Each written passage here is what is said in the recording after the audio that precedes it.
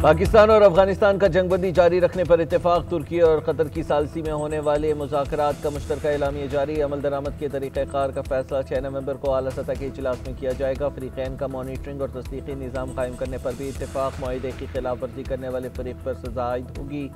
तुर्की और कतर का इज़हार इत्मीनान, पायदार अमन और इस्तेहकाम के लिए ताउन जारी रखने का अज़्म। अफगानिस्तान, पाकिस्तान, तुर्की और कतर के नुमाइंदों ने 25 से 30 अक्टूबर तक इस्तांबुल में इजलास मुनक़्क़िद किए, जिनका मकसद जंगबंदी को मजबूत बनाना था।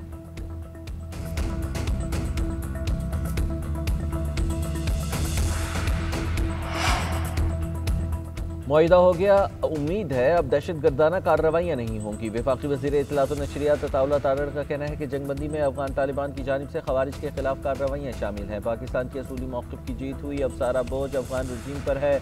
उन्हें यकीनी बनाना होगा कि उनकी सरजमीन दहशत गर्दी के लिए इस्तेमाल ना हो। वज़ीर मुमलिकत तलाल चौधरी का कहना था मुश्तरका मॉनिटरिंग सिस्टम और मैकेनिज्म पर 6 नवंबर को बात होगी। अफगानिस्तान भारत की प्रॉक्सी बना तो खुद मुख्तारी खो बैठेगा। अफगानिस्तान को समझना चाहिए भारत उनकी सलामती की जमानत नहीं दे सकता।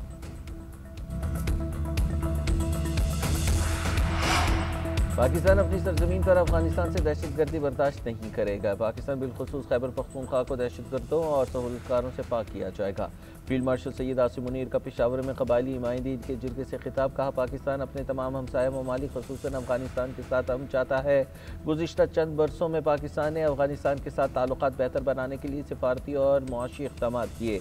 अफगान तालिबान ने भारतीय स्पॉन्सर्ड दहशत गर्द गिरोहों के खिलाफ कार्रवाई के बजाय सहूलत फराहम की। ISPR के मुताबिक कबायली माहिदीन ने आर्मी चीफ के वाज़े मौक़िफ़ को सराहा।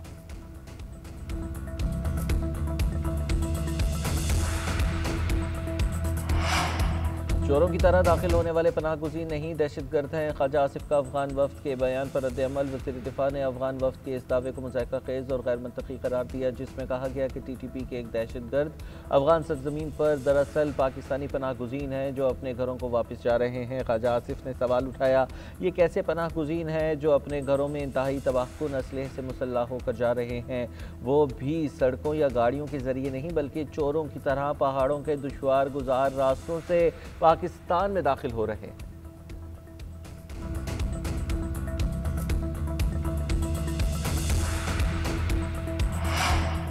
190 मिलियन पाउंड नैब केस का फैसला सुनाने वाले जज की तैनाती चैलेंज का केस। इस्लामाबाद हाई कोर्ट ने केस जल्द समाअत के लिए मुकर्रर करने की मुतफर्रिक दरख्वास्त मंजूर कर ली। अदालत ने केस नवंबर के दूसरे हफ्ते में मुकर्रर करने की हिदायत कर दी। सेशन जज नासिर जावेद ने बानी PTI को 190 मिलियन पाउंड नैब केस में सजा सुनाई थी। चीफ जस्टिस ने इस्तफसार किया कि मामला है क्या। वकील ने बताया कि सुप्रीम कोर्ट का ऑर्डर है जिसमें कहा गया है कि नासिर जावेद राना जुडिशल सर्विस के लिए अनफिट हैं। केस की समाअत नवंबर के दूसरे हफ्ते में होगी।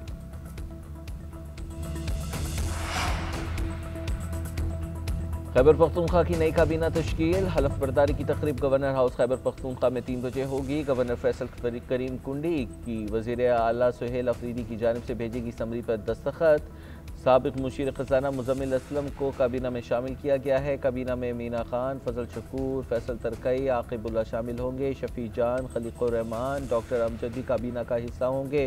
बुनेर से रियाज खान, फ़खर जहान, ताज मोहम्मद तरिंद को भी काबीना में शामिल किया गया है। आज़ाद कश्मीर में हुकूमत की तब्दीली के लिए बड़ी बैठक। पीपल्स पार्टी ने मुस्लिम लीग नून को आज़ाद कश्मीर हुकूमत में शमूलियत की एक बार फिर दावत दे दी। सदर मुमलिकत आसिफ अली जरदारी और वज़ीर आज़म शहबाज शरीफ की मुलाकात। ऐवान सदर में होने वाली मुलाकात में दोनों जमातों के वफूद भी शरीक थे।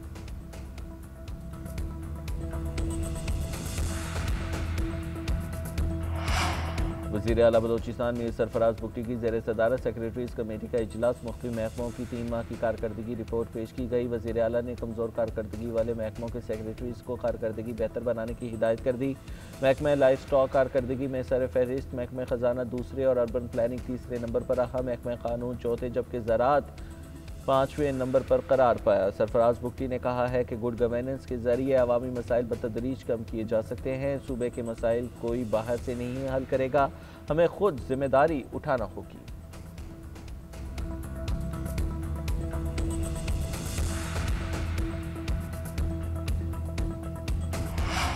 सरकारी मुलाजमीन के लिए खुशखबरी, हाउस रेंट में 85% तक इजाफे की मंजूरी। विफाकी काबीना ने समरी सर्कुलेशन के जरिए मंजूरी दी।